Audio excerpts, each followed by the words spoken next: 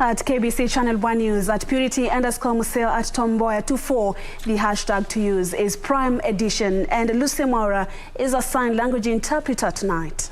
Straight to our top story. Stakeholders in the housing regulation sector are accusing both the DCI and DPP over what they term as their inaction to bring to book rogue private developers as well as unprofessional contractors implicated in cases of collapsed buildings. The stakeholders tabled proof of their frustration at a meeting with the National Assembly Transport and Housing Committee, saying their recommendations to have the culprits prosecuted have fallen on deaf ears, even in cases where lives have been lost. And as Kevin Wachira reports, the MPs are concerned about the capacity of requisite agencies to regulate and ensure contractors adhere to standard rules and regulations.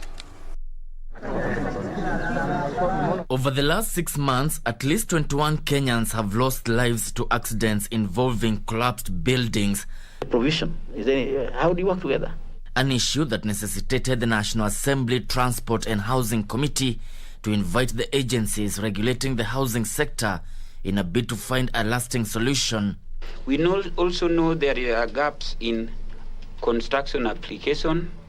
We have also found out poor workmanship and shortcut by contractors.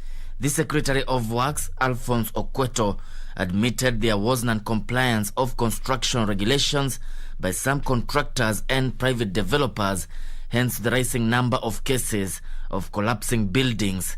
The National Construction Authority tabled report indicating they had recommended prosecution of contractors and private developers of collapsed buildings where lives were lost, but no legal action has been taken. The National Construction Authority recommends the prosecution of the developer, Mohammed Abdullah Zubeidi, for charge of manslaughter under the relevant section 202 of the Penal Code. Chair NCA already wrote to the DPP and the DCI for further investigations on this matter. MPs criticized lack of harmony among the agencies regulating the housing sector and the county governments. Further, they questioned the human resource capacity of the agencies to regulate the sector. 90% of the buildings in Easterns have not been approved. Neither did they have any consultants overseeing their coming up. So this problem, I think, is a little bit far beyond what you're discussing here. Because even when you talk about the county governments, the NCA, the Engineering Institution of Kenya, and the other authorities, one point we must point here, we don't have the capacity. And I think, honorable members, this is where the problem is. You're working in silos.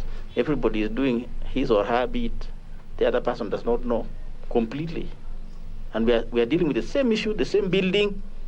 Having established the gaps between the agencies that regulate the housing sector and the agencies responsible for implementing the recommendations, the National Assembly Transport and Housing Committee is expected to invite the DCI and the DPP in the next 2 weeks.